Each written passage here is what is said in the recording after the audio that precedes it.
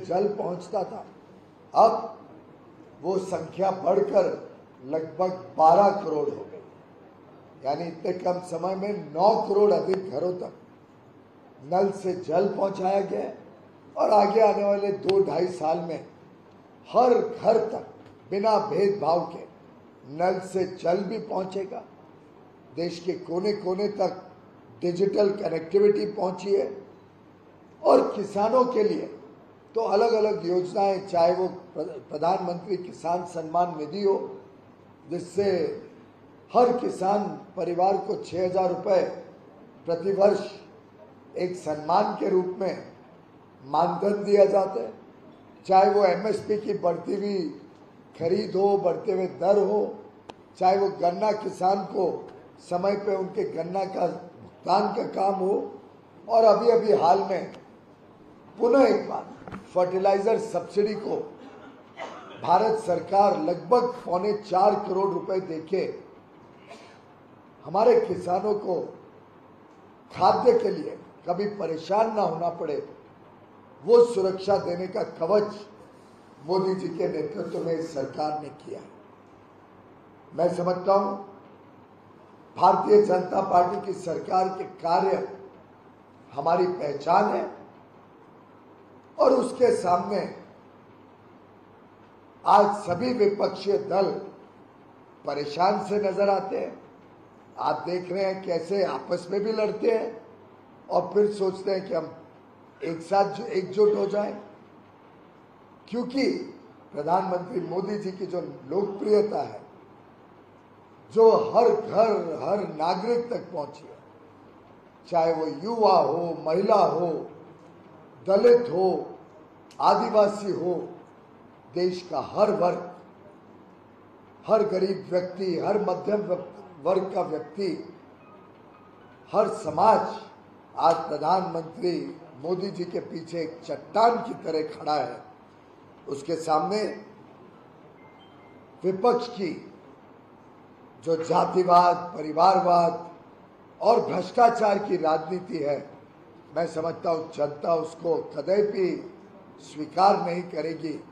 खास तौर पे जिस प्रकार से राजस्थान में हमने अलग अलग भ्रष्टाचार के कांड देखे सुने, गहलोत सरकार हर मापदंड पे पूरी तरीके से फेल हो चुकी है। एक भ्रष्ट सरकार है, विकास हुआ नहीं राजस्थान का 4.5 वर्षों में, घोटालों की खबरें रोज अखबारों में आती है। एक अस्थिर और अक्षम सरकार, पूरी तरीके से फेल्ड सरकार, गहलोत सरकार का पहचान हम सब ने देखी है। आप सब ने देखा जल जीवन मिशन के तहत प्रोजेक्ट में केंद्र सरकार तो पैसे भेज रही है, लेकिन लोगों तक नल से जल नहीं पहुंच रही। सुना जाता है 20,000 करोड़ रुपए के टेंडर दिए गए जिसमें भ्रष्टाचार किया गया। लगभग 2 ऐसे कंपनियों को काम दिया गया टेंडर में जिनका कोई पूर्व का अनुभव नहीं था। साथ ही साथ 5,000 करोड़ का एक घोटाला यहाँ के आईटी और कम्युनिकेशन डिपार्टमेंट में फर्जी बिल का और टेंडर में घोटाले का सामने आया है, जिसमें ई पॉस मशीन, में ई मित्रा डिवाइस वगैरह में घोटाला हुआ। साथ ही साथ खनन के क्षेत्र में लगातार घोटाले की खबरें राजस्थान में आ रही हैं। मिड डे मील जो जनता और गरीब जनता, गरीब बच्चों के लिए योजना बनाई गई है, जिसमें केंद्र सरकार बड़े रूप में पैसा भेजती है, मिड डे मील तक को इस गहलोत सरकार ने छोड़ा नहीं। उसमें भी भ्रष्टाचार की बातें आती हैं। यहाँ तक कि यहाँ पे महिलाएं, बच्चियां सुरक्षित नहीं है राजस्थान में, और गहलोत सरकार इतनी विफल सरकार रही है कि कन्हैया लाल के जो आरोपी हैं उनको भी अभी तक सजा नहीं दे पाई, सजा देने में विफल रही है। बिचौलिए राजस्थान में पूरी तरीके से नजर आते हैं। हाल में ही 2 करोड़ रुपए के रिश्वत के आरोप में बिचौलिए पकड़े गए।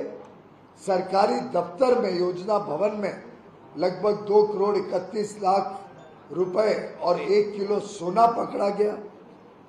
कोविड के समय में भी ऑक्सीजन कॉन्सेंट्रेटरों, अलग अलग जो सुविधाएं देने की बात थी, उसमें भी गहलोत सरकार के घोटाले सामने आए। भरतपुर में भी घोटालों से ये सरकार कम नहीं दिखाई दी। यहाँ का एक एक विधायक, और यहाँ तो ऐसा क्षेत्र है कि 3 तो मंत्री है, 3 को मंत्री का दर्जा दिया गया है। 6 लोग, 6 के 6 आज के दिन घोटालों में लिप्त हैं, जनता में बदनाम है। और मैं समझता हूं जितनी विश्वासघात गहलोत सरकार ने राजस्थान के जनता के साथ किया, शायद ही हमने कोई प्रदेश में इस प्रकार का विश्वासघात देखा। मैं घोषणा पत्र देख रहा था राजस्थान सरकार का, जितनी मैनिफेस्टो में बातें रखी थी, जिसके विश्वास करते हुए जनता ने उनको 2018 में सरकार बनाने का मौका दिया, मैं समझता हूं वो सभी मापदंड पर गहलोत सरकार फेल हो गई है। चाहे वो महंगाई कम करने की बात हो, आज सबसे महंगा पेट्रोल डीजल राजस्थान में मिलता है, सबसे महंगा, क्योंकि केंद्र सरकार ने 2 बार बड़े पैमाने पे पेट्रोल डीजल के दाम कम किए।